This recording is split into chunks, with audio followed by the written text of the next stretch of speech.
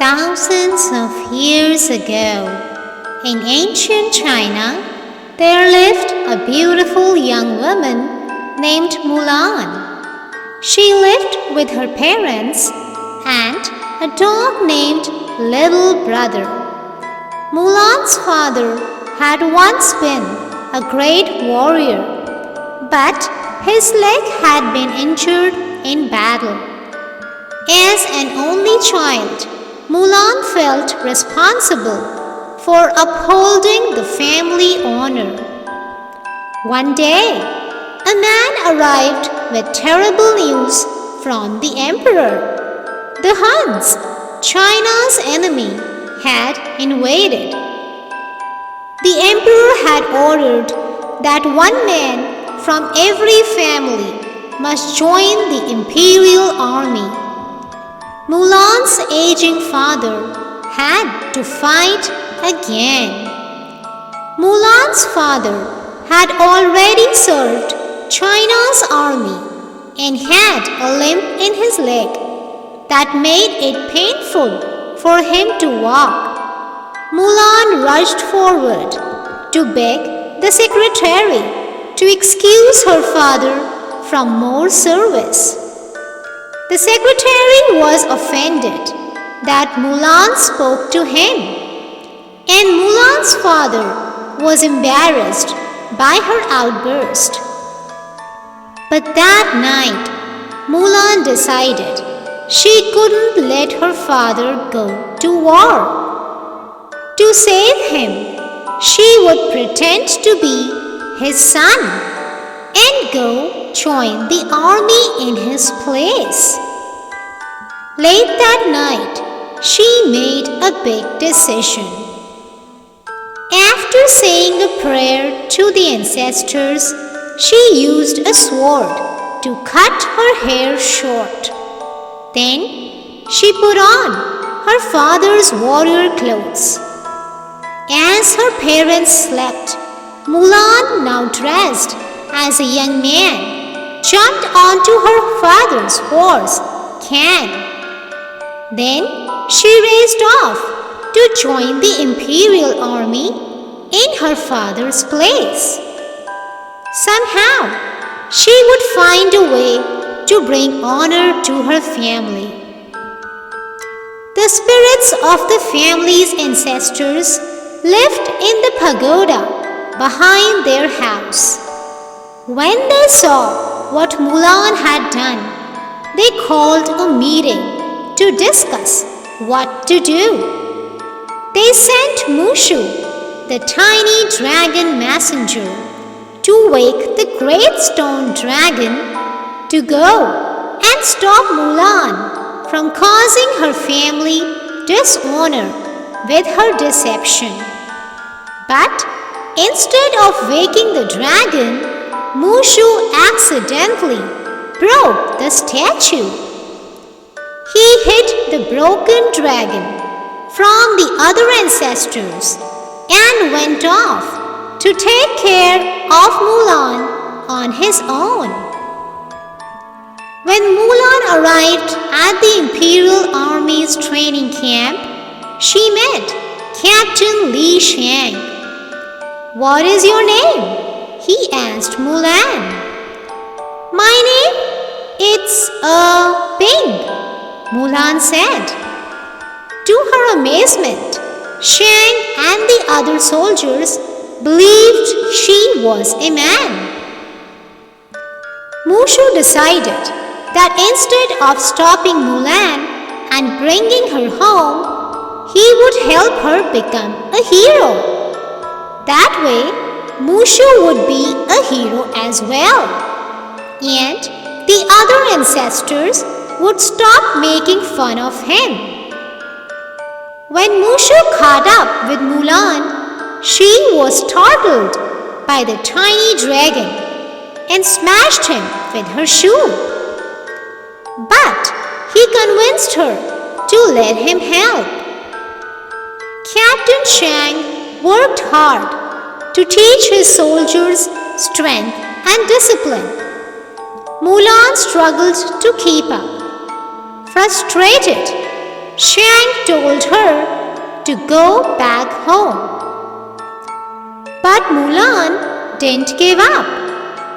She worked even harder to earn the soldiers' respect and retrieved an arrow atop a tall pole.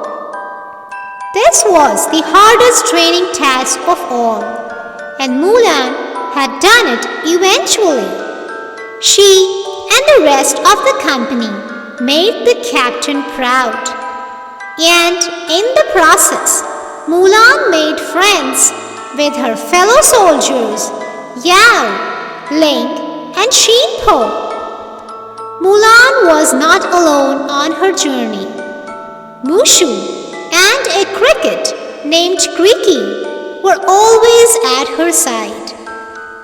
Working together, they wrote a fake letter ordering Shang and his soldiers to go after the Huns. Now, Mulan would get her chance to bring honor to her family. Heeding the letter's message, Shang led his soldiers into the mountains. Suddenly, they were surrounded by thousands of Huns. Mulan had an idea. Instead of shooting the last rocket at the Huns, she took it and ran towards them. She grabbed the very last cannon and using Mushu's flame lit the fuse. The cannon caused a massive avalanche of snow to fall on the Huns. But the danger wasn't over. Snow was now racing towards Mulan and her friends. Mulan's loyal horse Can ran to her side. She jumped onto his back, and just as the snow was about to bury Shang, Mulan pulled him to safety. Mulan was wounded in the battle. While caring for her wound, a medic realized that Pink was a woman. Shang had no choice but to leave Mulan behind. The punishment for lying to an officer was death, but Captain Shang spared her life because she had saved his. A life for a life. My debt is repaid, he said. Then the company left her on their way to the imperial city to be honored by the emperor for defeating the Huns. As she sat with Can, Mushu, and Creaky, Mulan felt she had failed her family and herself. Then she heard the Huns' voices. She saw that the Huns were not defeated. They were coming back out of the snow and heading to attack the imperial city. Mulan, Can, and Mushu raced to the imperial city to warn everyone. But Mulan was dressed as a woman again, and no one would listen to her. The Huns are alive, she told him. They are in the city. But Shang felt betrayed by Mulan and did not trust her. Mulan tried warning the others, but no one would believe her. Then the Huns attacked. They surprised the imperial guards and took the emperor prisoner inside his own palace. Mulan had an idea. She asked Yao, Ling, and Xinpo to help her rescue the emperor, and they agreed. Even Captain Shang came to help. Mulan dressed her friends up as women and used the skills they had learned together in the army to climb the palace walls. Mulan and her friends found the emperor and helped him escape by sliding down a rope off the balcony. Furious, Shan Yu chased Mulan onto the palace roof exactly as she planned. Mulan grabbed Chen Yu's sword and pinned his coat to the roof. Then Mushu, strapped to a firework, used his dragon fire to light the fuse and shot the rocket towards Shan Yu. The explosion flung Mushu down onto Mulan and Shan Yu off into the rest of the fireworks, which exploded and lit up the night sky. The people were celebrating. The Huns had been banished and the imperial city was safe. The emperor was very grateful to Mulan. "You have saved us all," he said. And then he did something extraordinary. The emperor bowed to Mulan. And then all the rest of the people did too. Mulan declined the emperor's offer to stay and become his advisor. She wanted to go home. So the emperor gave her gifts. "Take this," he said, removing his pendant necklace and placing it around Mulan's neck. "So all of China will know what you have done for me. And take this," he said, handing her Shan Yu's sword. "So the world will know what you have done for China." When Mulan got home, she presented her father with a sword given to her by the emperor and the gifts which the emperor gave to honor him and her family. But her father pushed the gifts aside and hugged Mulan. "The greatest gift of all," he said, "is having you for my daughter."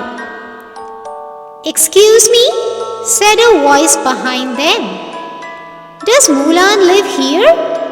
Shang had brought Mulan her helmet, and she invited him to stay for dinner. Mulan had earned the respect of the emperor and the whole country, but that didn't matter to her as much as keeping her family safe. And in the end, they all lived happily ever after. This was the end of the brave Mulan story. If you loved the video, please like and subscribe for future videos. Thank you.